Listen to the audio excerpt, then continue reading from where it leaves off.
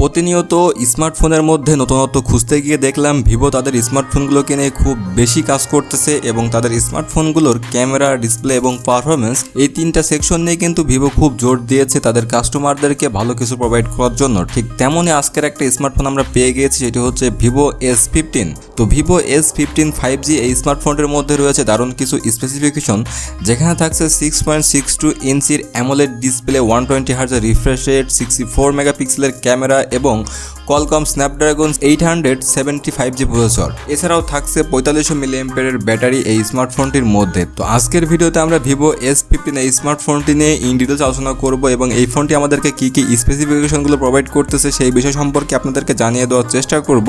এছাড়াও ফোনটি কবে নাগাদ বাংলাদেশে লঞ্চ হতে পারে, প্রাইস রেঞ্জটা কেমন হতে পারে সেই বিষয় সম্পর্কে আপনাদের সঙ্গে ইন ডিটেলস আলোচনা করব। তো চলুন আজকের ভিডিওটি শুরু করি। তার আগে বরাবরের মতো আপনাদের কাছে অনুরোধ থাকবে আপনাদের চ্যানেল ইমরান টেক বাংলাকে সাবস্ক্রাইব করে অবশ্যই লাইক দিবেন এবং সম্পূর্ণ ভিডিওটি দেখতে থাকবেন। তো ফার্স্ট অফ অল আমরা যদি ফোনটি ডিজাইন অ্যান্ড বিল্ড কোয়ালিটি নিয়ে কথা বলি, ফোনটি কিন্তু অসাধারণ একটি ডিজাইন করা হয়েছে, তবে ফোনটি কিন্তু সম্পূর্ণ প্লাস্টিক দিয়ে তৈরি করা হয়েছে।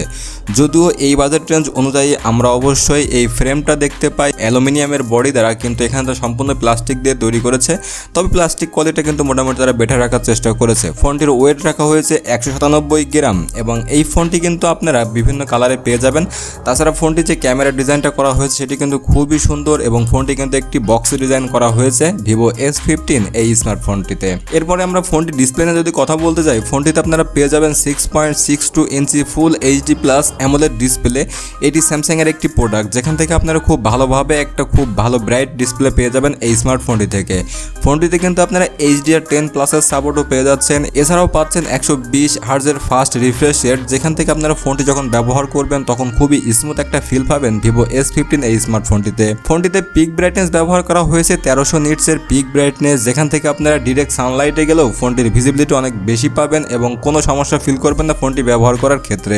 ফোনটিতে পিপিআই ডেন্সিটি ব্যবহার করা হয়েছে 398 পিপিআই ডেন্সিটি, যেটি খুবই বেটার বলে আমার কাছে মনে হয়, কারণ যেহেতু এটি একটি অ্যামোলেড ডিসপ্লে সেহেতু এখান থেকে আপনারা খুব ভালো পারফরমেন্স পেয়ে যাবেন। তো ওভারঅল বলতে হয় এই স্মার্টফোনটি আপনারা ডিসপ্লেতে খুবই বেটার কিছু পেয়ে যাচ্ছেন বাজেট রেঞ্জ অনুযায়ী। তো দেন এরপরে যদি আমরা ফোনটির পারফরমেন্স সেকশনের দিকে লক্ষ্য করি, ফোনটিতে আপনারা পেয়ে যাবেন অ্যান্ড্রয়েড 12 এর সঙ্গে এবং এখানে অরিজিন ওএস ইউজ করা হয়েছে।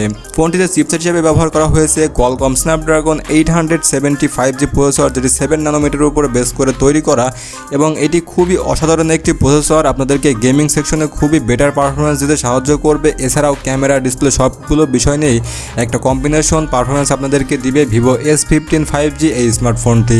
ফোনটিতে সিপিইউ হিসেবে ব্যবহার করা হয়েছে অক্টোকরের একটি সিপিইউ, যেখানে আপনারা সর্বোচ্চ ক্লক স্পিড পেয়ে যাবেন 3.2 GHz এর ক্লক স্পিড, যেখান থেকে আপনারা যে কোনো কাজ বা অ্যাপস ওপেনিং এর ক্ষেত্রেও কিন্তু খুব ভালো একটা স্পিড পেয়ে যাবেন, খুব দ্রুত অ্যাপসগুলো ওপেন হবে। দেন এরপর যদি আমরা ফোনটির গ্রাফিক্স সেকশন নিয়ে কথা বলি, ফোনটিতে কিন্তু গ্রাফিক্সের জন্য ব্যবহার করা হয়েছে Adreno 650 GPU, যেটি খুব ভালো গ্রাফিক্স আপনাদেরকে দিতে পারবে। তাছাড়া যেহেতু এটি অ্যামোলেড ডিসপ্লে প্রোভাইড করা হয়েছে সেক্ষেত্রে কিন্তু গ্রাফিক্সটা আপনারা খুব ভালোভাবেই অ্যাবজর্ব করতে পারবেন। ফোনটি আপনারা তিনটা ভেরিয়েন্টে পেয়ে যাবেন, যেখানে থাকবে 8GB র্যাম এবং 128GB স্টোরেজ। এছাড়াও থাকবে 8GB র্যাম 256GB স্টোরেজ এবং থাকবে 12GB র্যাম 256GB স্টোরেজ। এখানে র্যাম টাইপ ব্যবহার করা হয়েছে LPDDR5 এবং স্টোরেজ টাইপ ব্যবহার করা হয়েছে UFS 3.1। তো এখান থেকে আপনারা আপনাদের পছন্দ অনুযায়ী আপনার যে ভেরিয়েন্টটা নিতে পছন্দ হয়, আপনার বাজেট অনুযায়ী আপনি সেই ভেরিয়েন্টটা নিতে পারবেন। তবে এই স্মার্টফোনটিতে কিন্তু আপনারা কোনো মেমোরি স্লট পাবেন না। এই ফোনটির যে পারফরমেন্স সেকশনটা রয়েছে এই সেকশনটা নিয়ে কিন্তু আপনারা যে কোনো গেম খুব ভালোভাবে স্মুথলি প্লে করতে পারবেন। এছাড়াও যদি আপনারা কেউ ফোন দিয়ে ভিডিও এডিটিং করে থাকেন বা ফটো এডিটিং করে থাকেন সেক্ষেত্রে কিন্তু খুব ভালো পারফরমেন্স করতে পারবে ভিভো S15 এই স্মার্টফোনটি। তো এরপর যদি আমরা ফোনটির ক্যামেরা সেটআপ নিয়ে কথা বলি, এখানে কিন্তু ট্রিপল ক্যামেরা সেটআপ ব্যবহার করা হয়েছে ব্যাক ক্যামেরা হিসেবে, যেখানে মেইন ক্যামেরা থাকবে 64 মেগাপিক্সেলের একটি মেইন ক্যামেরা সেন্সর, যেখানে কিন্তু OIS কন্ট্রোল আপনারা পেয়ে যাচ্ছেন। এছাড়া থাকছে 8 মেগাপিক্সেলের একটি আলট্রা ওয়াইড সেন্সর, 2 মেগাপিক্সেলের একটি ম্যাক্রো সেন্সর। তো ওভারঅল এই তিনটা ক্যামেরার যে কম্বিনেশন রয়েছে সেখান থেকে খুব বেটার একটা পারফরমেন্স আপনারা পেয়ে যাবেন ভিভো S15 এই স্মার্টফোনটিতে। এবং ভিডিও রেকর্ডিং করার ক্ষেত্রে আপনারা 4K 30fps এ ভিডিও রেকর্ডিং করতে পারবেন সর্বোচ্চ।